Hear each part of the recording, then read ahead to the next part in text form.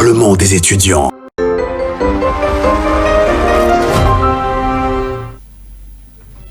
Honorables parlementaires, distingués invités, chers collègues, nous déclarons ouverte la plénière du Parlement des étudiants de séjour, à laquelle nous allons aborder une question très importante. Près des 30 ans de conflits armés en RDC, quelle solution pour une paix durable? Alors que notre pays traverse une crise sécuritaire majeure, il est très important d'escruter cette question et nous avons un invité de détail pour échanger à ces sujets. C'est le président Dieudonné Nkissi Kazadi, qui est président du Congo Positif et président du Front Anti-Dialogue, qui nous fait honneur d'échanger avec le parlementaire à ces sujets. Sans plus tarder, nous allons l'accorder 15 minutes pour son allocution introductive, où il va nous brosser de manière panoramique les solutions qu'il pense être possibles après 30 ans de conflits armés, et après quoi interviendront les questions que les étudiants pourront lui poser pour davantage creuser les sujets et éclairer l'opinion à ces sujets. Monsieur Dieudonné, vous avez la parole pour votre allocution.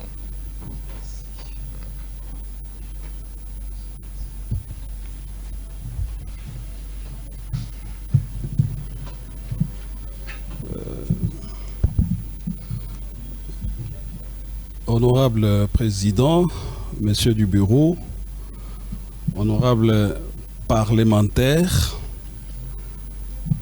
je pense que c'est parlementaire avec les guillemets,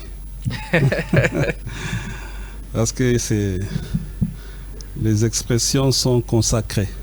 Absolument. Ouais. C'est pourquoi quand je dis honorable parlementaire, je sais que peut-être beaucoup parmi vous le deviendront. Merci. Ce que je souhaite d'ailleurs, mais acceptez que pour l'instant je dise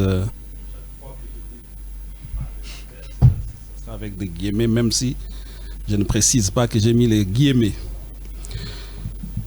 J'aimerais d'abord, honorable président, vous remercier pour l'honneur, parce que c'est un honneur de prendre parole dans ce Parlement, qui est un exercice que je considère comme un exercice de formation, mais aussi un exercice de responsabilité d'une jeunesse qui ne veut pas être à l'écart des enjeux politiques de notre pays. C'est comme ça que je perçois cet exercice, et je viens m'y prêter avec les peu de sérieux qui peuvent encore me rester. Je viens m'y prêter avec les peu d'intelligence qui peuvent encore me rester, et je viens parler d'un sujet, je pense, un sujet extrêmement important, un sujet extrêmement sensible sur les conflits qui durent 30 ans dans notre pays aujourd'hui. Et quand je regarde la composition de la salle, je suis en train de me rendre compte que beaucoup parmi nous entendent parler du conflit à l'est de notre pays, honorable président.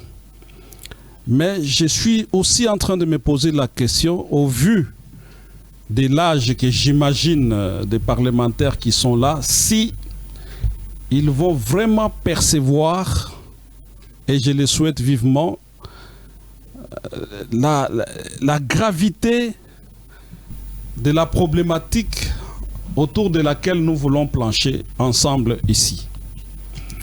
30 ans de conflits armés qui déchirent notre pays. Aujourd'hui, on parle du Génécoste. Donc, s'il y a des pays où on a connu des génocides comme le Rwanda, par exemple, ça s'est limité à tuer les gens, ce qui n'est pas non plus normal, je n'approuve pas ça. Mais chez nous, c'est aller au-delà de tuer les gens, de massacrer des populations entières. Chez nous, les génocides s'accompagnent d'un autre phénomène, l'exploitation illégale des ressources qui nous reviennent à nous tous, et qui sont accaparées aujourd'hui par les pays comme le Rwanda, avec tous ceux qui sont derrière lui.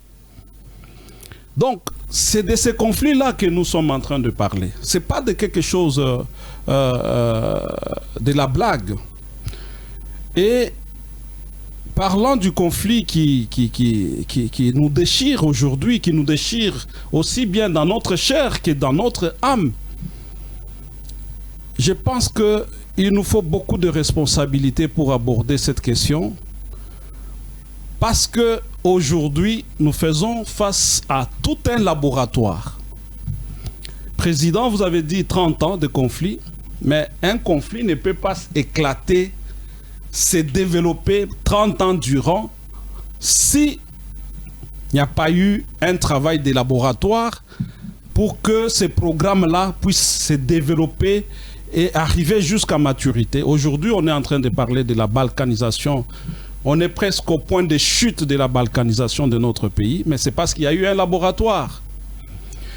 Mais les problèmes que nous avons aujourd'hui, parlant du conflit à l'est de notre pays, c'est la réponse congolaise qui m'étonne, honorable président. Voici un pays qu'on appelle le Rwanda. Je parlerai beaucoup du Rwanda parce qu'il s'agit de lui. Même si beaucoup parmi les Congolais cherchent à trouver d'autres raisons à la crise, mais nous devons savoir que cette crise, si le Rwanda s'arrête, cette crise s'arrête. L'exemple est là. L'exemple, le tout dernier que je vais vous donner, c'est que nous étions tous ici. Vous tous, vous n'êtes plus enfants, vous n'êtes plus des enfants dans cette salle. Tous, nous avons été ensemble ici. Nous avons vécu ici avec Corneille Nangaa. Mes chers amis, mes chers parlementaires, où est-ce que Corneille Nangaa a trouvé de l'argent pour entretenir une armée? Où est-ce qu'il a trouvé de l'argent? Parce qu'une cartouche coûte $1. Entretenir, la dernière fois, il nous a montré plus ou moins 7000 militaires, 7500 militaires. Il faut les nourrir, il faut les habiller, il faut les soigner, il faut les entretenir, il faut leur payer de la solde. Où est-ce qu'il a trouvé de l'argent? Pour que de ce côté, du côté du Congo, il y ait des gens qui pensent que cette guerre, ces conflits, c'est un conflit interne. Ça ne sera jamais un conflit interne. Ça n'a jamais été un conflit interne. C'est un conflit, c'est une guerre qui est faite contre le peuple congolais. Là aussi, honorable président, je souhaite que cela soit souligné. C'est un conflit qui est fait contre le peuple congolais, alors que les laboratoires rwandais veulent le présenter comme un conflit entre Congolais, comme un conflit interne au Congo. J'en veux pour preuve que ce conflit dure 30 ans, honorable président. Quand ça a commencé en 1996, on nous a dit, le Rwanda a dit qu'il venait avec Mzee Laurent Désiré Kabila pour chasser le dictateur Mobutu. Une dictature féroce qui avait déjà fatigué tout le monde. Et donc il fallait chasser ces dictateurs-là. Ils sont arrivés ici. Etienne Tshisekedi, quand ils arrivent, il leur dit non, écoutez, nous vous avons accueillis, mais il faut nous donner la facture et puis vous allez répartir. C'est l'histoire récente que vous ne devez pas oublier, honorable député. Donc, c'est une histoire récente. Donnez-nous la facture, nous allons payer la facture et vous allez rentrer chez vous. Mais les amis qui sont venus nous aider à chasser les dictateurs, honorable président, ils n'ont plus jamais voulu répartir. Eux qui venaient nous aider juste à nous débarrasser du dictateur, ils sont restés là. Et quand celui qui les a amenés, Mzee Laurent Désiré Kabila, leur dira, écoutez mes chers amis, vous êtes venus m'accompagner, mais maintenant il est temps de répartir. Vous connaissez tous le sort qui a été réservé à Mzee Laurent Désiré Kabila. Mes chers parlementaires, me direz-vous que ce sont les Congolais qui ont tué Mzee Laurent Désiré Kabila? Si ce ne sont pas les Congolais qui ont tué Mzee Laurent Désiré Kabila, qui l'aurait tué alors? Qui aurait fait que Mzee Laurent Désiré Kabila soit tué et pourquoi il a été tué? Mzee Laurent Désiré Kabila, honorable parlementaire, nous a laissé 3 concepts importants. Nous devons nous défendre. Mzee Laurent Désiré Kabila a dit il ne faut jamais trahir le Congo. Mzee Laurent Désiré Kabila a dit l'autodéfense populaire. C'est le jour où il a dit cette guerre sera longue et populaire. C'est le jour que ça a été décidé. Que Mouzé devait partir. Mouzé est parti. La guerre n'a pas arrêté, honorable président. La guerre ici dont on dit que non, il fallait chasser Mouzé, il fallait chasser Mobutu par exemple, pardon, Mobutu est parti. Mobutu est parti. La guerre a continué avec Mouzé Laurent Désiré Kabila. Mouzé Laurent Désiré Kabila parti, la guerre a continué avec Joseph Kabila, le président. Alors dites-moi, aujourd'hui, Félix Tshisekedi n'a pas été là. N'a pas été dans toute cette histoire récente de la guerre à l'est de notre pays. Il n'a pas été là. Mais aujourd'hui, on dit qu'on est en train de vous dire que c'est lui le problème. Non. Le problème, c'est que le Rwanda a un programme sur notre pays. Avec surtout ceux qui sont derrière lui. Malheureusement, la réponse de notre côté, c'est une réponse sans intelligence. L'intelligence stratégique n'y est pas, c'est l'émotion. Mes chers parlementaires, vous devez savoir pour toute la vie que la guerre est aux États, c'est que la maladie au corps humain. Ce n'est pas mauvais qu'on nous fasse la guerre. Tout comme aussi ce n'est pas mauvais que nous on se lève un matin, on fasse aussi la guerre à un autre État. Les États sont faits pour se faire la guerre. Mais le problème, c'est la réponse. La réponse congolaise, c'est celle que vous voyez là, où vous trouvez les responsables politiques congolais qui vous disent « Pour que cette guerre s'arrête, nous devons dialoguer ». L'article 63 de la Constitution de notre pays, beaucoup de politiciens n'en parlent pas, honorable président. L'article 63 invite chaque Congolais, si réellement vous êtes Congolais, vous avez l'obligation constitutionnelle de défendre la patrie menacée. Est-ce qu'aujourd'hui notre patrie est menacée, oui ou non? Notre patrie est agressée, oui ou non? Oui. Alors qu'est-ce que nous attendons pour le défendre, pour la défendre? Conformément à l'article 63 de la Constitution. C'est là où il y a le problème. C'est là où on nous fait croire qu'il s'agit d'une guerre de régime. On laisse au régime de se débrouiller. Alors que la guerre ici, elle est faite à un peuple. Un peuple qu'on veut remplacer. Allez à Kivu, au Kivu. Il y a des mouvements de remplacement, honorable président. Il y a des mouvements de remplacement en ce moment. Allez au Kivu. Vous ne voyez pas les images de comment on chicote les Congolais? Il y a un mouvement d'esclavagisation des Congolais. Il y a un mouvement de domination des Congolais que vous acceptez de Kinshasa en réclamant des dialogues qui n'ont pas de sens. Combien de fois le Congo a dialogué? Nous avons dénombré, honorable président, 47 fois, toutes sortes confondues, 47. Mais où sont les solutions? Et nous disons, nous sommes les fronts anti-dialogue parce que nous n'avons aucune garantie, honorable président, aucune garantie que si nous tenons le dialogue, il n'y aura plus de conflit demain. Quelle est la garantie? Que si nous tenons le dialogue aujourd'hui, le Rwanda ne va plus nous attaquer demain. Aucune garantie. Quelle est la garantie que si nous tenons le dialogue aujourd'hui, il n'y aura pas parmi les Congolais ici quelqu'un d'autre qui va remplacer Nanga? Quelle est la garantie? Vous comprenez que le dialogue, finalement, c'est un concept de ceux parmi nous, des Congolais, qui veulent faire le relais de Kigali. Parce que de Kigali, on sait que il suffit de coincer les Congolais. Et ce sont les amis de la paix. Moi, je vous propose que ce pays ne doit pas être un pays de la paix. Nous devons quitter cette chanson de la paix pour embrasser la chanson de la guerre. Je sais que vous n'êtes pas préparés. Mais nous allons y arriver. Parce qu'il faut défendre la patrie. Nous devons y arriver. Nous devons sortir de nos conforts. Nous, de Kinshasa, c'est nous qui bloquons le pays à cause de nos conforts, à cause de nos cravates, à cause de nos costumes, à cause de la climatisation. La climatisation qui est dans les véhicules, qui est dans la chambre, qui est partout. Aujourd'hui, les responsables politiques, honorable président, la main est morte, est molle. La main est molle. Vous les saluez, c'est comme s'il n'a pas de chair. Donc c'est doux, c'est tendre. Et ça, on ne veut pas sortir. Parce que sortir de là, c'est aller en guerre. Et faire la guerre, c'est se défendre. Et c'est ce que Mouzé nous avait dit. Nous devons nous autodéfendre. L'autodéfense, c'est ça la solution. Et c'est le seul mot que je suis venu vous proposer.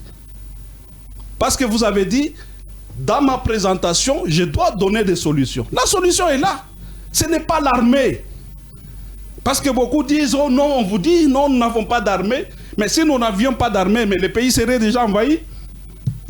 Si ces gens étaient aussi forts que ça, honorable président, ils auraient déjà pris toute la ville, tous les pays.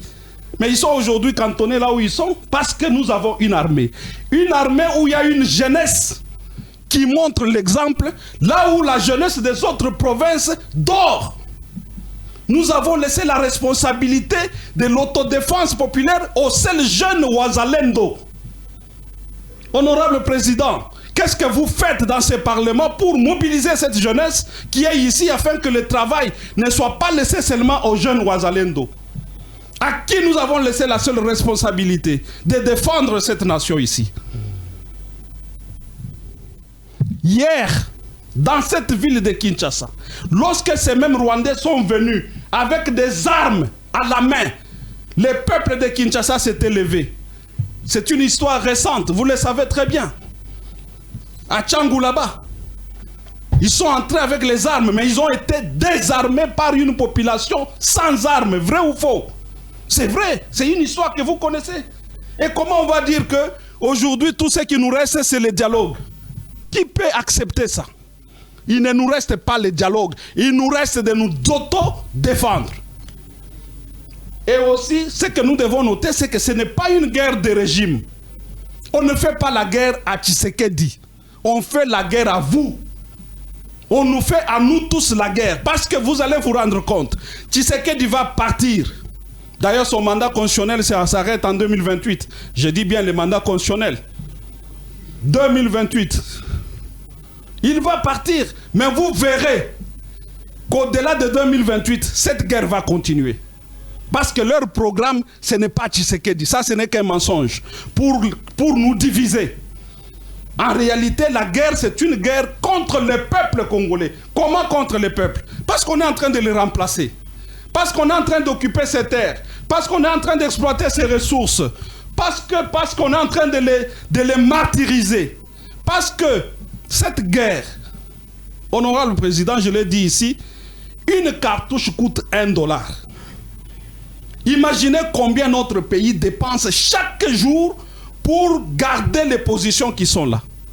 Si cet argent ne partait pas là-bas, combien d'écoles on n'aurait pas construit? Combien de kilomètres de route on n'aurait pas construit? Voici aujourd'hui, depuis qu'ils ont pris Bunagana jusqu'à aujourd'hui, ça fait 3 ans déjà. Imaginez combien d'argent est englouti. Quand cet argent part, honorable président, ce n'est pas à nous qu'on a privé certains besoins. C'est à nous. C'est au peuple congolais, c'est au peuple qu'on fait cette guerre. Malheureusement, vous avez encore parmi nous des acteurs politiques qui pensent que ce pays leur appartient. Veuillez chuter, monsieur le président. Pardon? Veuillez chuter. Je vais chuter. Par vous dire ceci, sachez que ce pays n'appartient pas aux politiciens. Parce que les politiciens, depuis qu'ils sont allés à Sun City, ils se sont attribués ce pays ici. Donc, tout ce qu'ils disent doit se faire. Et rien de ce que dit le peuple ne peut se faire. Vrai ou faux, nous sommes avec vous ici. C'est vrai ce que je dis. Quel jour on nous a associés à une démarche comme peuple souverain, ainsi que c'est écrit à l'article 5 de la Constitution, pour nous exprimer sur un sujet, même sur ces sujets qui nous divisent, les sujets du dialogue. Nous disons que si on ne s'entend pas, comme nous disons pas de dialogue, eux ils disent nous voulons des dialogues, mais qu'on pose la question au peuple souverain de la République démocratique du Congo, que lui-même s'exprime. Et les politiciens sont les cancers de ce pays. Surtout cette génération de politiciens, ce sont eux les cancers de ce pays aujourd'hui. Parce que tout, c'est pour eux et rien pour le peuple. Et ça, ce n'est pas acceptable. Ce n'est pas acceptable. Les politiciens de Sun City ont fait de ce pays leur propriété. Et ça doit changer, ça ne peut changer qu'avec vous, si vous vous engagez. C'est là qu'il faut saluer cette initiative. Parce que c'est une façon de s'engager, honorable président. C'est une façon de s'engager. Mais il ne faut pas s'engager en restant ici. Il faut encore faire plus. Donc, pour chuter, j'en appelle vraiment à l'autodéfense populaire. Ça signifie quoi?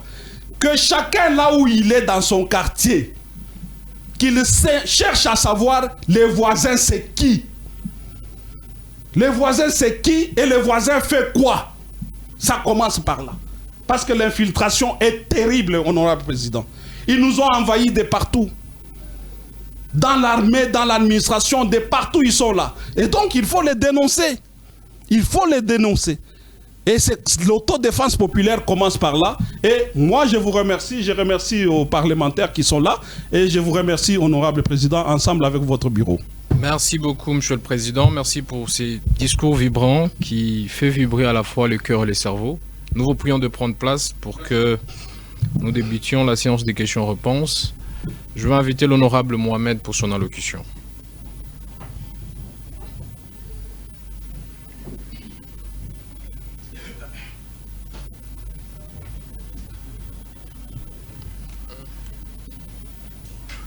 Et après lui, l'honorable Aridja va se préparer. 1 minute 30 secondes, honorable Mohamed. Merci beaucoup, honorable président, pour la parole. Honorable président, honorable membre du bureau, distingués collègues. Si notre invité rejette tout dialogue, que répondre aux experts qui estiment que aucune guerre interne ne peut se terminer sans un accord interne, formel, accord politique interne, formel ou informel. Et aussi, M. Dieudonné Kishi, si le dialogue a échoué par le passé, estimez-vous que le problème était la méthode ou les acteurs qui l'ont piloté? Chers collègues, nous pouvons tous être en désaccord sur les chemins à emprunter, mais nous avons ensemble un seul objectif, celui de défendre notre cher et beau pays, la République démocratique du Congo. Et notre pays est coincé par la crise sécuritaire, principalement à sa partie est. Le dialogue n'est pas un signe de faiblesse, mais c'est un acte de responsabilité et de maturité. Dialoguer ne signifie donc pas accepter l'inacceptable ou effacer toutes les injustices subies, honorable président. Et je voulais dire ceci à notre invité. Le dialogue signifie créer un espace où chacun peut exprimer sa vérité comme vous le faites, notre invité, où les solutions seront construites, ou encore les tensions peuvent enfin être désamorcées. Honorable président, notre peuple, le peuple congolais, mérite une République démocratique du Congo apaisée, où les enfants doivent entendre les cloches des écoles et non les cris des armes. Je donnerai président. Merci beaucoup, honorable Mohamed. Monsieur le Président, vous souhaitez répondre à chaque question? D'accord, merci beaucoup. Rencontrer l'honorable Mohamed dans ses interrogations. Oui. Je remercie vraiment l'honorable parlementaire qui a dit qu'il n'y a aucune guerre qui peut se terminer sans accord. Oui, tout dépend de l'angle où on se situe. Vraiment, il faut qu'on se comprenne qu'on se situe. On se situe où? On se situe sous deux approches. L'approche courante que tous les Congolais partagent, enfin, dont tous les Congolais parlent, ou de laquelle on a parlé à tous les Congolais. C'est l'approche où on pense qu'il y a une crise interne. Or, la crise interne, je vous ai montré ici qu'elle n'existe pas comme telle. Il y a des Congolais qui sont instrumentalisés par le Rwanda. Il y a des Congolais qui sont tout simplement instrumentalisés par... Je vous ai posé la question de savoir où est-ce que Nanga a trouvé tout ce qu'il a, si ce n'est pas le Rwanda qui lui a donné tout ce qu'il a pour faire ce qu'il fait. Maintenant, s'il faut un accord, c'est un accord avec qui? Avec Nanga ou avec Kagame? Les États, pour aboutir à un accord. Parce que même nous ne disons pas que foncièrement, il ne faut pas dialoguer. Mais il faut dialoguer avec qui? Le dialogue doit se faire, s'il faut dialoguer, il faut le faire avec les problèmes. Avec celui qui pose les problèmes. Et celui qui pose les problèmes dans ce monde aujourd'hui, dans cette partie, c'est le président Kagame. Et donc, s'il y a un accord, c'est celui-là. Les États, comme ils sont faits là, ils sont faits pour se faire la guerre. Le problème ici, c'est qu'on nous oppose la guerre, mais nous nous opposons la paix. Or, quand on vous pose un problème de mathématiques, donnez des réponses mathématiques. Quand on vous pose une question de géographie, donnez des réponses de géographie. Le président Kagame fait une guerre économique pour exploiter nos ressources et pour occuper notre espace. N'est-ce pas? Au nom de quoi vous pensez que votre paix l'intéresse? Au nom de quoi? Il faut être naïf pour penser que la paix des Congolais l'intéresse, lui qui doit gagner de l'argent. Lui qui doit gagner de l'espace. C'est là qu'il y a l'inadéquation. Donc, l'accord, oui, aucune guerre ne peut se terminer, mais il y a aussi les États qui s'imposent. Si, aujourd'hui, avec tout l'arsenal que nous avons, en termes de nombre, nous tous ici, Congolais, nous constituons déjà une grande force qui ne peut pas faire durer cette guerre pendant 2 minutes face au Rwanda. Rien que le nombre que nous sommes. Ça veut dire que les jours où nous allons, c'est pourquoi j'ai même amené l'ouvrage que j'ai amené là, que je vous recommande d'ailleurs, s'il vous plaît. Ça, c'est une mine d'or. RDC entre impuissance et déni de puissance, du docteur professeur Silas Makangu Mimil. Lisez ces livres.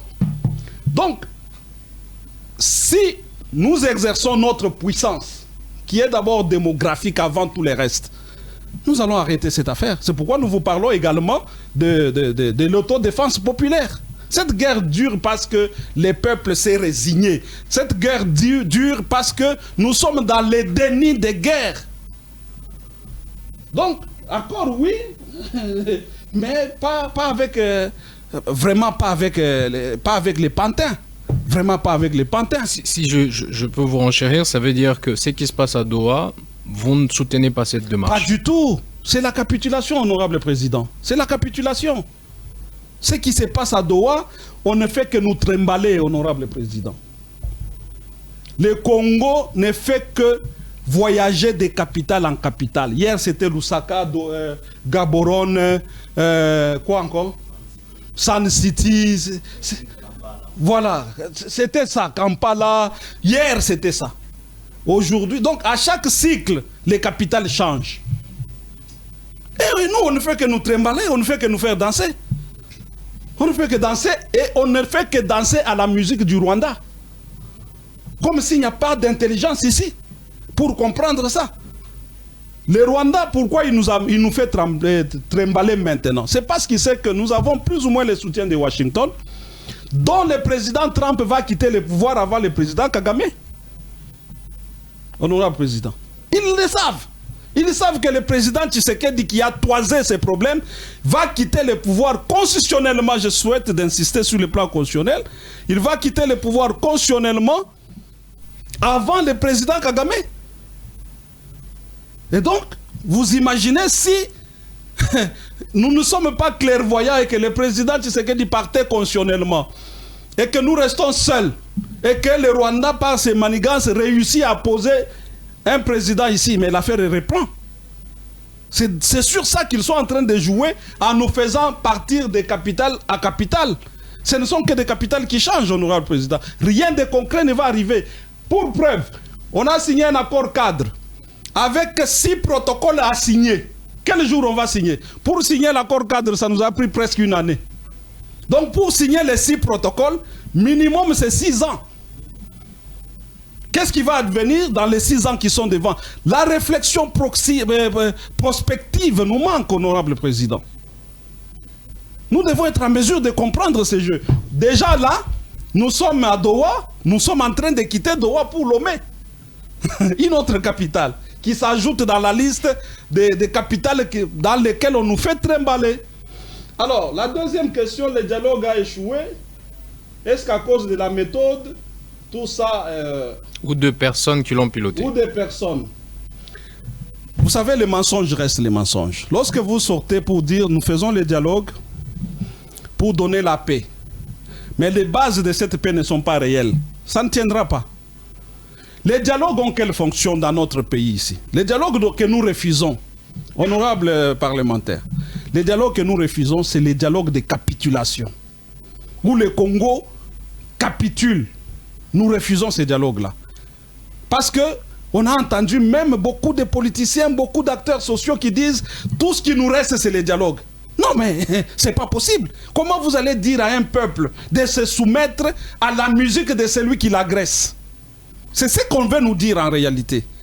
De nous soumettre à l'obligation dans laquelle le Rwanda nous a soumises. Ce n'est pas normal. Ce qui nous reste, c'est nous d'auto-défendre. Nous ne nous sommes pas encore défendus. Nous ne nous sommes pas encore battus pour notre pays. Je ne dis pas qu'on fasse la guerre au Rwanda. Je dis qu'on fasse l'autodéfense, qu'on se défende. Ça fait une nuance. C'est défendre et faire la guerre. Bon, ça dépend de ce que vous voulez comprendre, mais sinon... C'est pas très loin. Hein. Tout comme. Mais au moins, il faut s'auto-défendre. S'auto-défendre, c'est-à-dire quoi? Nous sommes agressés. Nous engageons les moyens humains pour déloger ceux qui occupent nos terres à Goma, à Bukavu, sans aller au Rwanda. Ce serait une façon de nous battre. Mais pourquoi vous ne souhaiteriez pas qu'on aille au Rwanda alors que viennent chez nous? Bon, écoutez, s'il le faut, on irait. Je n'exclus pas cette possibilité. Parce que le Rwanda, lui, n'hésite pas de venir chez nous. C'est comme ça que j'ai commencé à m'inquiéter. Pourquoi vous hésitez?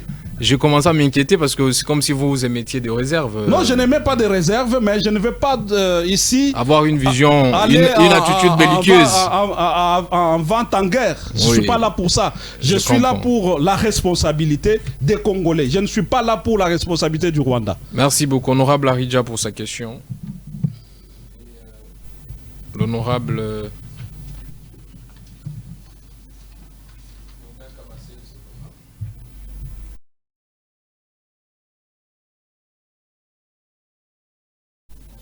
l'honorable Jancy.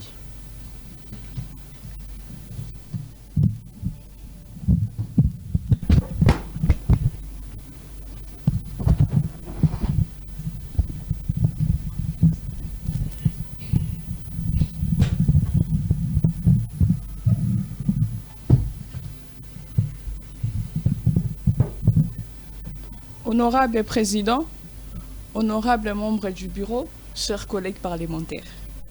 La RDC fait face à des ingérences étrangères bien établies. Président Dieudonné, que devrait être notre politique régionale lorsque l'option est de faire la guerre? Ensuite, croyez-vous réellement qu'une guerre sans stratégie politique régionale puisse aboutir sans une redéfinition des alliances diplomatiques? J'ai dit honorable Président. Merci beaucoup, honorable Aridja. Monsieur le Président, pour rencontrer l'honorable. L'honorable Urbain se prépare. Je remercie l'honorable Aridja pour ces questions. Encore une fois, revenons ici. Le docteur Silas Mimile Makambu, je souhaite qu'il soit invité également ici. Hein, s'il vous plaît. Plaisir. Oui, on va travailler pour qu'il vienne parler ici. D'accord. Il parle de tout ça dans cet ouvrage également. Bon, vous savez, le Congo, c'est un pays vraiment, je ne sais pas qu'est-ce qui s'est passé pour ce pays ici. Oui, je suis vraiment désolé. Le problème du Congo, c'est qu'on embrasse tout. On embrasse tout. Aujourd'hui, nous sommes dans toutes les organisations internationales, régionales, sous-régionales, continentales, mondiales. Partout, nous sommes là. Mais on n'évalue jamais notre présence dans ça. Ça veut dire que, c'est comme le dit Mimile ici, on n'a aucune politique étrangère établie comme ça. Chaque ministre des Affaires étrangères qui vient, il fait ce qu'il peut. Bon, après, le Congolais, dans son euphorie, il acclame tout ça. Et puis, ça avance comme ça. C'est ça le problème que nous avons, honorable Aridja. C'est ça le problème. On n'a pas de politique étrangère définie. Une ligne comme ça. Le Congo, dans sa dimension continentale, ne devrait pas avoir un ministre des Affaires étrangères. Il devrait avoir un ministre des Affaires africaines, un ministre des Affaires européennes, un ministre, ça ne devrait pas être des petites divisions comme ça, division des affaires étrangères, enfin des affaires européennes, de l'Union européenne. Non, on doit avoir une vision beaucoup plus grande parce que nous sommes presque un continent ici, nous sommes un pays stratégique. Les ingérences viennent de quoi? Viennent de la complaisance. Nous avons des dirigeants très complaisants, malheureusement. Je ne parle pas seulement de ceux qui sont là aujourd'hui. Vous savez, quelqu'un m'a dit que je connais un responsable politique, hein, excusez-moi de vous faire cette confidence, hein, mais il me parlait du Premier ministre Matata. Que lui, s'il voit, excusez, malheureusement ça passe à la télévision, je ne sais pas si je dois vraiment vous donner cet exemple, mais pour vous dire que nous Congolais, on est très complexés devant l'étranger, extrêmement complexés. Même nous ici, il suffit qu'un étranger entre ici, vous allez voir vos attitudes. C'est la même chose même au niveau des dirigeants. Les gens tremblent. Et ça facilite les ingérences. Et la corruption. On est corrompu. Même pour ce qui est de notre existence. On vous donne un petit rien, vous signez des papiers. On vous donne un petit rien. Comment on ne va pas vous... Les gens ne vont pas s'ingérer. Et quand les gens font les gérances, il n'y a personne pour dénoncer, il n'y a personne pour refuser. Il n'y a personne. Il n'y a personne pour claquer la porte. Il y a beaucoup d'organisations internationales dans lesquelles on devait déjà claquer. Déjà, le fait que nous soyons agressés et que les mécanismes du chapitre 7 de la Charte des Nations Unies ne soient pas actionnés pour inviter le Rwanda à quitter notre territoire. Mais on devait déjà quitter les Nations Unies. Mais il y a eu la résolution 2773 qui a demandé au Rwanda qui a décidé tout cela. Je parle sous le contrôle des internationalistes qui sont dans la salle. Si vous allez aux Nations Unies, vous faites l'inventaire des résolutions qui ont été prises sur le Congo. Vous serez étonnés. Ce n'est pas la première. Aux Nations Unies, c'est ça leur travail. Ils prennent les résolutions qu'ils n'appliquent jamais. Ils prennent des résolutions. Il y en a plein, ce n'est pas la première, ce n'est pas la dernière. Ils en prennent, ils en ont beaucoup. Beaucoup de résolutions sur notre pays n'ont jamais été appliquées. Okay. Malheureusement, ici, il nous faut des dirigeants révoltés. Il nous faut des dirigeants bouillants. Il faut des dirigeants forts, des dirigeants qui n'écoutent personne que le peuple. Oui, nous sommes un pays stratégique. Nous sommes un pays stratégique. Toute décision que nous pouvons prendre ici, honorable président, ça fera bouger le monde. Mais rien qu'au nom de ça, on peut faire marcher le monde entier. Merci beaucoup. Voilà. Honorable Urbain Kabasele pour son allocution. Et l'honorable Jancy Ambalou se prépare. Très rapidement.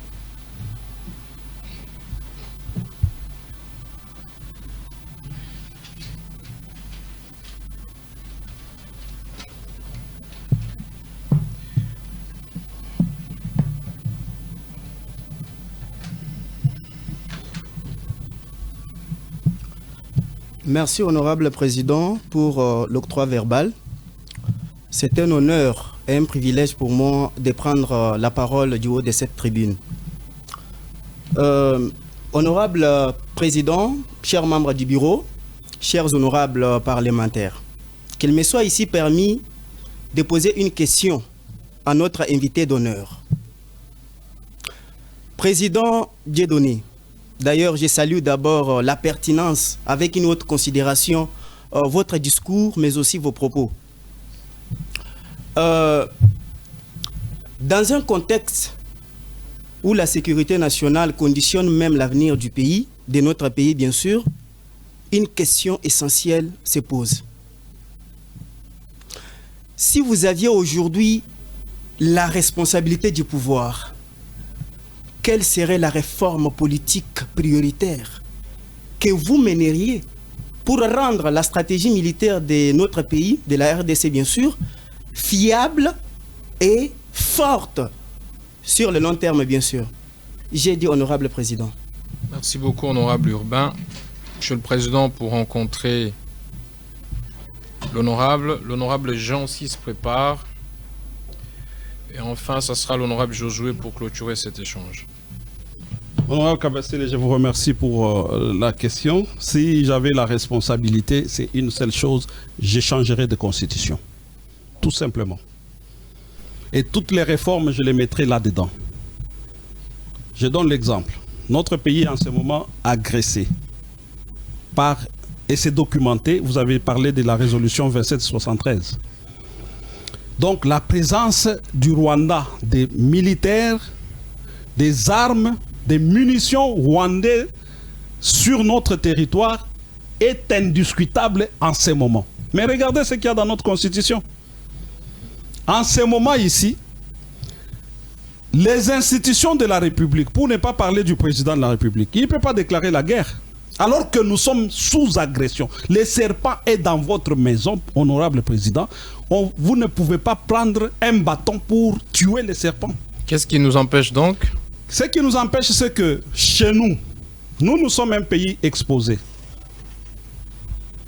Les agressions comme ça, ce n'est pas la dernière fois.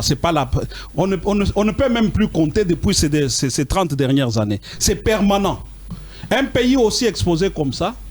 Mais les mécanismes de notre défense nationale sont conditionnés aux autorisations parlementaires. Cependant, l'article 136 de la Constitution du Rwanda, l'article 136, donne au président Kagame le pouvoir d'aller en guerre partout au monde et de venir informer. Juste informer son Parlement. Encore faut-il savoir comment le Parlement est organisé là-bas. Mais vous savez qu'ici, le Parlement, c'est l'union sacrée. Pour avoir l'autorisation, ça ne coûtera pas grand-chose. Hein. Non, mais on a vu. Et quand ça arrive... dans le cas où le président n'a pas une majorité à l'Assemblée, ça se passe comment? Parce qu'on a déjà eu un cas comme ça, Ilunga Ilunkamba. Le président n'avait pas de majorité. Donc, depuis ce moment-là, le président ne pouvait jamais déclarer la guerre. Mais aujourd'hui, il est peu parce qu'il a la majorité. On nous soumet à des autorisations. Mais nous sommes exposés. Quand on est exposé, on ne fait pas des choses comme ça. On se donne des choses souples. On se donne des mécanismes souples, un peu comme au Rwanda. On vient informer 8 jours après. Mais ici, il faut d'abord obtenir l'autorisation. Obtenir l'autorisation veut dire quoi? Veut dire que le président doit toujours se battre pour avoir une majorité à l'Assemblée. Mais c'est là où vous avez la conséquence que même certaines lois sont votées. Donc la course à devenir député devient une course qui suscite aussi des moyens financiers. Donc, pour un pays exposé comme celui-ci, nos mécanismes d'autodéfense ne devraient pas être ceux-là. Et moi, je suis en train d'écrire un livre sur ça, pour comparer les mécanismes, disons, les prérogatives du président de la République en RDC et au Rwanda, dans les questions de sécurité et de défense. Mon ouvrage va paraître peut-être l'année prochaine, parce que je suis à la fin de la rédaction. Mais c'est un exemple, parmi beaucoup d'autres, pour vous dire simplement que la seule chose que je ferai, c'est de changer de constitution. Là-dedans, par rapport à la question de l'honorable Aridja, la politique étrangère, nous allons la modifier. Nous devons d'abord inventorier toutes les organisations dans lesquelles nous sommes. Lesquelles nous sont profitables et lesquelles ne nous sont pas profitables. Nous sommes dans CAC, ça nous donne quoi? Nous sommes allés dans l'histoire de l'Est là. Et c'est... Pardon? CIRGL, toutes ces histoires-là. Ça nous donne quoi? Parce que nous sommes là-dedans, mais le Rwanda nous agresse. Donc, mieux vaut ne pas être là. Ça ne nous sert à rien. Ce sont des choses comme ça, et le Congo est toujours dans ce genre de contradictions, dans ce genre de choses qui ne nous profitent pas. Mais tout ça vient de quoi? Vient de la Constitution. Tout vient de la Constitution. Donc, moi, si j'ai le pouvoir, le premier jour où on aura président, je m'assois. Les jours suivants, on change de Constitution. Merci beaucoup. Honorable Jean-Si pour son allocution. Et l'honorable Josué Mboma se prépare.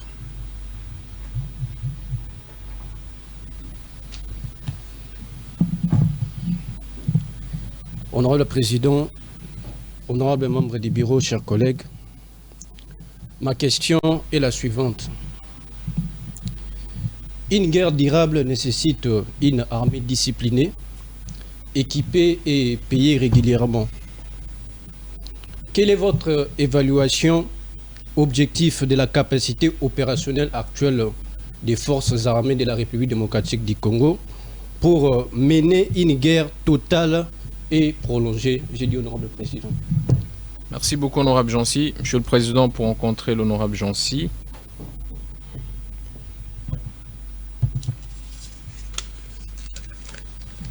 Bon, honorable Francis, je vous remercie pour Jancy. Jancy, je vous remercie pour votre question. Vous liez la guerre à l'armée, mais ce n'est pas mon approche. Moi, je lie la guerre au peuple. Je l'ai dit ici, il faut l'autodéfense populaire. Pour les cas qui est les nôtres.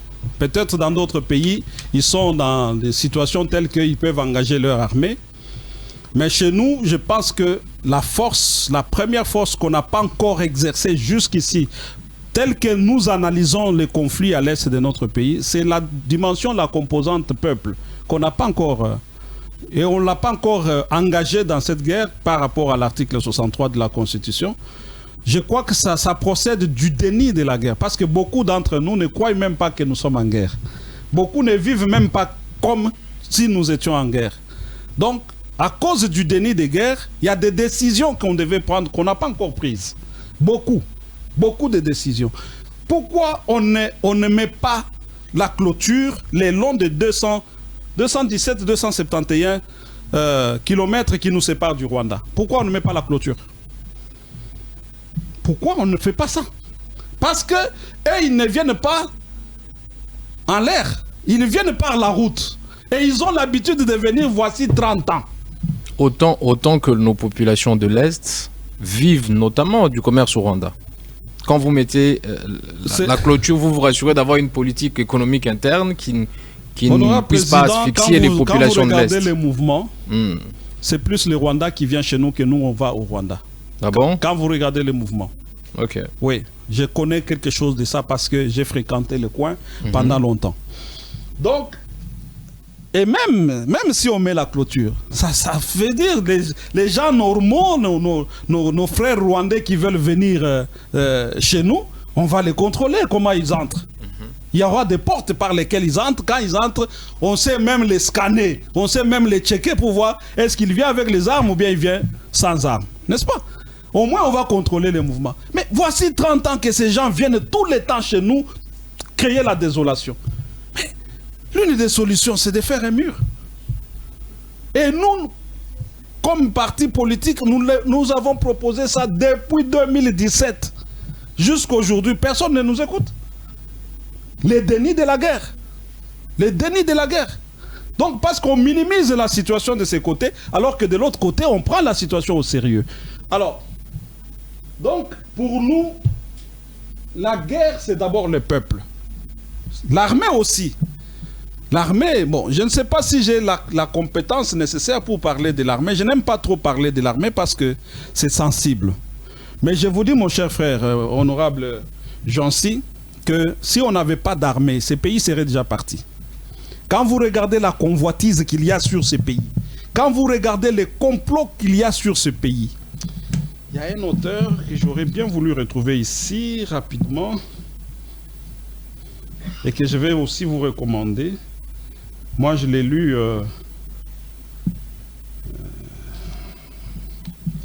Barassiette, Pierre Barassiette. Il a écrit dans son livre que le Congo, tous les 10 ans, il y aura la guerre au Congo. Tous les 10 ans. C'est écrit noir sur blanc dans son livre. Et je suis content que Dr Silas l'ait repris aussi. Pierre Barassiette. Il a écrit, c'est même pas un livre, c'est un petit article comme ça de moins de 20 pages. Il dit noir sur blanc que ce pays sera en guerre tous les 10 ans, honorable président. C'est écrit. Et personne ne le contredit. Et ça se vérifie sur terrain. Tous les 10 ans, la paix cyclique. Et c'est là aussi que nous dénonçons les dialogues. Parce que les dialogues dans ce pays a la fonction de quoi? De l'impunité, brassage, mixage, décrispation politique, Voilà, c'est à ça que sert le dialogue que nous dénonçons. Et le dialogue, c'est pour ça.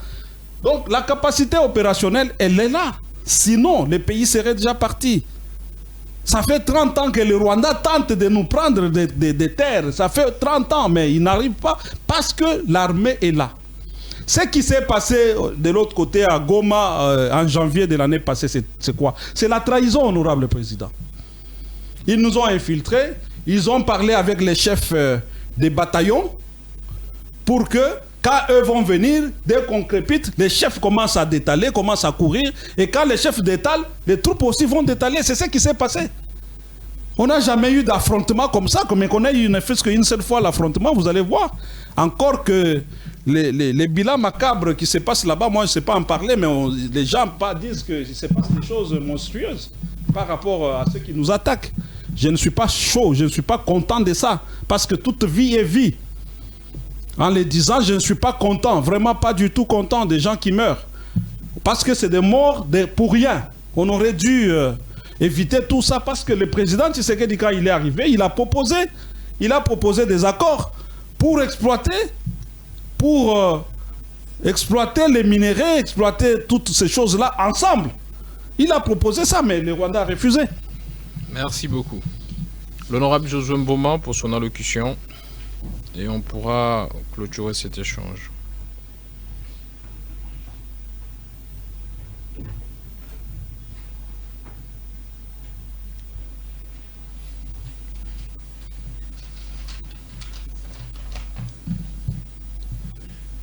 Honorable Président, merci pour l'octroi du verre. Honorable Président, honorable membre du bureau, distingués parlementaires. Depuis son indépendance en 1960, la RDC est gangrénée par de divers conflits armés internes et externes qui la sombrent dans le sous-développement. Pour y remédier, plusieurs accords ou résolutions ont été signés, mais la guerre y persiste toujours. Une question fondamentale mérite d'être posée. La RDC peut-elle réellement atteindre la paix tant que les responsables politiques, les groupes armés et les puissances étrangères poursuivent leurs intérêts divergents? Qui doit assumer la responsabilité du blocage? J'ai dit honorable président. Merci beaucoup. Monsieur le Président, pour rencontrer l'honorable.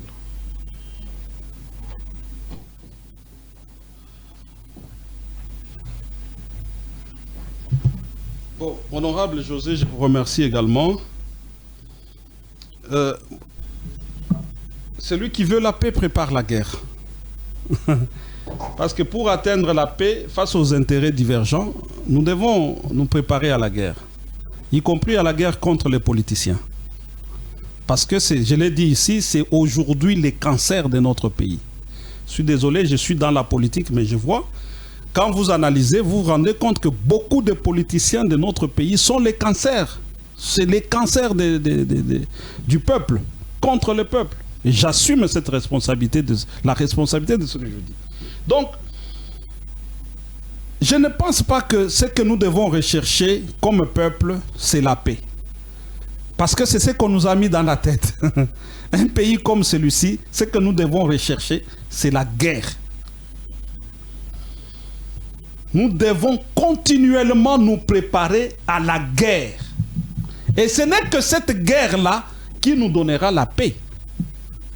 Malheureusement, on est attaché ici, on veut avoir, un peu comme on dit, on veut avoir l'omelette sans casser les œufs. Je vous ai dit tout au début que la guerre est aux États, c'est que la maladie est au corps humain. Quand la maladie vous attaque, vous n'allez pas rester à la maison. Vous ne pouvez pas vous mettre à pleurer parce qu'on vous a fait la guerre. Mais nous, nous pleurons, nous demandons la paix. Regardez même ce que vous appelez chanson patriotique. Si je suis le ministre, Monsieur Kabassele, honorable, si je suis le ministre des communications, tout ça, les chansons patriotiques ne passent pas. Pourquoi? Parce Pourtant, c'est des chansons qui on doit préparer le peuple à la guerre. C'est quand on sait que vous, là, quand on vous attaque, on touche ne fût-ce qu'à un seul cheveu de votre tête, votre réponse sera terrible, que les gens vont vous respecter. Vrai ou faux? C'est vrai.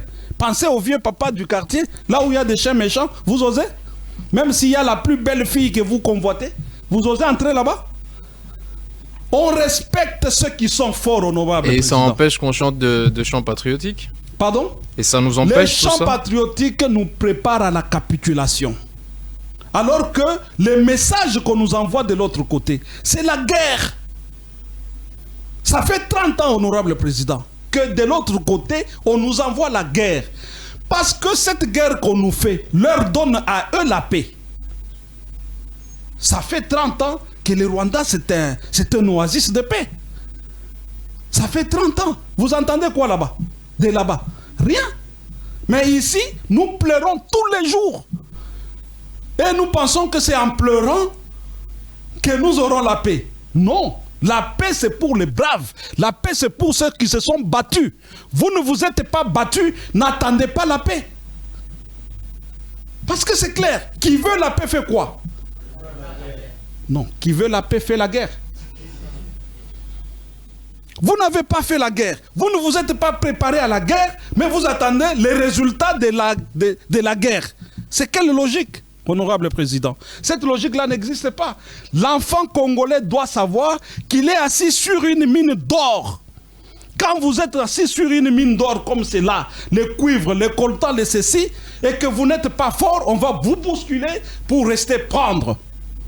Et c'est ce qui se passe aujourd'hui. Parce que dans la tête de tous ces gens qui sont ici, c'est la paix. Même s'ils entrent ici, les premiers réflexes, c'est que tout le monde va fuir ici. Parce que on pense que l'État, c'est la religion. La paix, c'est parce qu'on va aller au ciel. Aucun Congolais n'ira au ciel. Pourquoi? Parce qu'il ne fait pas la paix, il ne fait pas la guerre. Parce que les Congolais ont peur de la guerre. Et aucun Congolais ne défend son territoire. Le territoire, c'est Dieu qui nous l'a donné. Ce que Dieu vous donne, vous devez le défendre. Vous ne le défendez pas, Dieu va vous poser des questions. Vrai ou faux? Donc aucun Congolais ne sera accepté au ciel. Moi, je vous prêche la guerre. Moi, j'irai au ciel. Très bien, pour chuter, je vais vous faire deux questions de relance et on va clôturer. Je voudrais que vous fixiez l'opinion quand vous parlez tantôt de la guerre, tantôt de l'autodéfense. Je veux que vous puissiez nous fixer.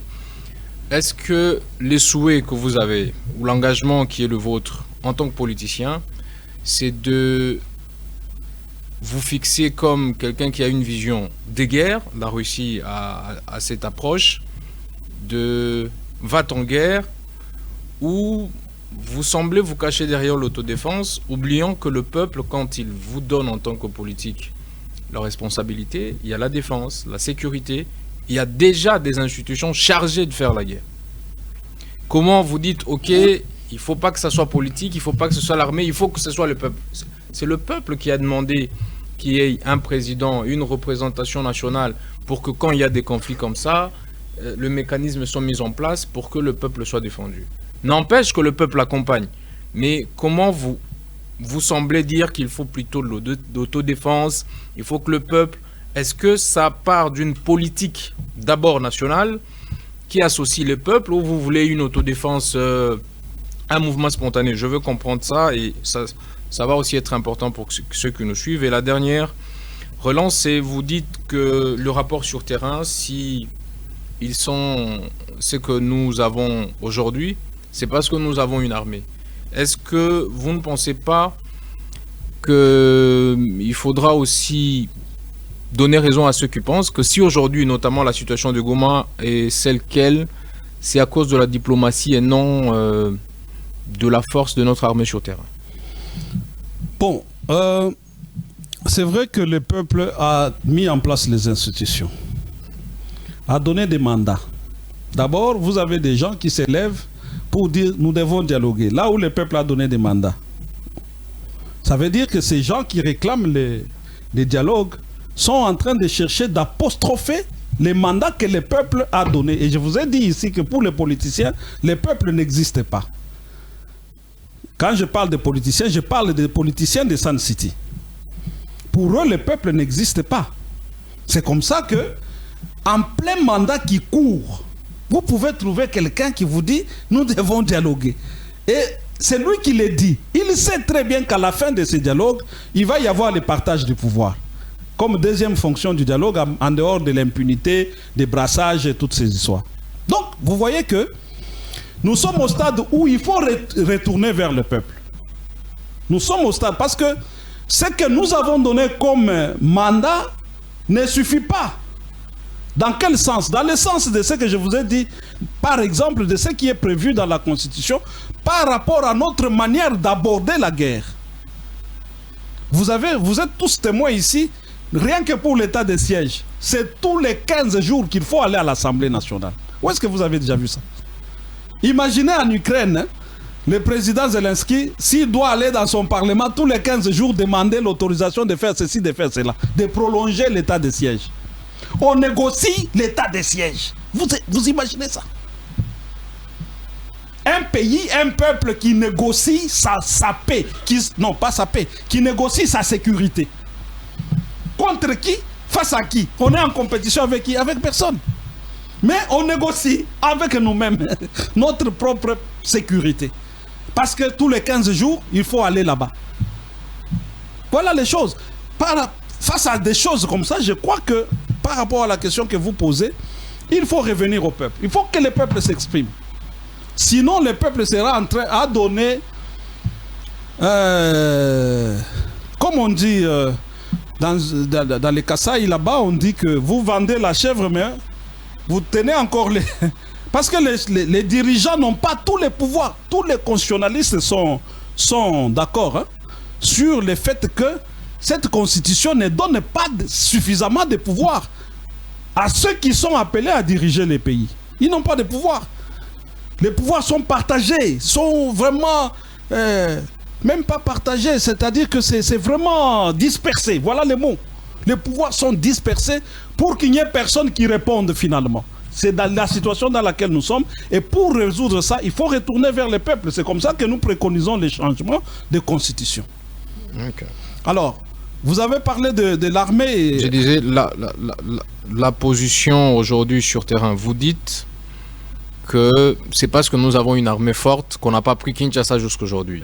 Il y a ceux qui pensent que si on n'a pas pris Kinshasa, c'est à cause des efforts diplomatiques du chef, notamment, et non du vrai rapport militaire sur le terrain. Bon, je ne pense pas qu'il y a moyen il y a nécessité de distinguer tout ça, parce que ça s'est fait dans le cas d'un même gouvernement. Donc, que la diplomatie apporte quelque chose, que l'armée apporte quelque chose, c'est le gouvernement qui a mis tout ça en place. Non. Mais que nous avons une armée forte sur le terrain. Bien sûr. Si la solution vient de la diplomatie, c'est pas pareil que... Non. Si ça vient d'une bataille réelle sur le terrain. Ce qui se passe, je l'ai dit ici, ce qui se passe dans la diplomatie, excusez-moi, ce sont des grands efforts, mais malheureusement qui n'aboutiront à rien. Qui n'aboutiront à rien. Ce qui se passe, c'est le fait aussi que les gens qui sont à l'Est sont asphyxiés. Je suis désolé, ils sont asphyxiés. Ils n'ont pas l'argent pour faire la guerre. La guerre coûte cher. Et prendre le Congo, ça signifie qu'il faut laisser des militaires partout, sur tout leur parcours. Sauf si vous avez les peuples qui restent, comme Mouzé Laurent Désiré Kabila l'avait fait. Mouzé avait réussi sa guerre-là, simplement parce que quand il passait, il y a la population qui restait. Mais avec ceux qui sont là, ils sont asphyxiés. Leurs relais, beaucoup de leurs relais ont été neutralisés. Parce qu'eux ne font pas la guerre d'affrontement comme ça, c'est la guerre d'infiltration. Ils passent par les moyens d'infiltration. Ils cueillent la pagaille ici, nous fouillons tous, ils s'installent. Ils cueillent la pagaille dans un quartier, tous les quartiers disparaissent, ils s'installent. C'est ce qu'ils font. C'est ça leur stratégie. Donc, je dis que c'est vrai, l'armée a joué un rôle. La diplomatie aussi, dans une certaine mesure, a joué son rôle, mais là, au stade où nous sommes, honorable président, nous ne sommes pas au stade de bilan. Nous sommes en parcours. Étant en parcours, ce n'est pas le moment de nous satisfaire de quoi que ce soit. Voilà ce que je dois dire. Nous sommes au niveau où nous devons peut-être encourager ce qui se passe pour que demain nous ayons des vraies solutions. Et les vraies solutions, nous ne les aurons que le jour où le peuple lui-même comprendra que cette guerre, on la lui fait à lui et non à un régime politique. Merci beaucoup, M. Dieudonné, de nous avoir entretenus sur ces sujets importants. Merci d'avoir répondu avec vigueur aux questions. Je pense que le peuple congolais tire ici de leçons et surtout des recommandations de nous prendre en charge pour défendre chaque centimètre de notre territoire national. Plus rien n'étant à l'ordre du jour, la plénière est levée. Président, est-ce que vous me permettez de remercier d'abord vous-même, remercier l'ensemble du bureau et les parlementaires. Allez-y, en une minute, on va... Oui, je tiens vraiment à remercier tout le monde pour l'honneur et pour les cadres. Et je vous encourage à continuer, mais surtout aussi à inviter le docteur Silas, le professeur Silas. C'est quelqu'un qui va vous édifier encore davantage. Merci beaucoup. Merci beaucoup. Parlement des étudiants. Parlement des étudiants.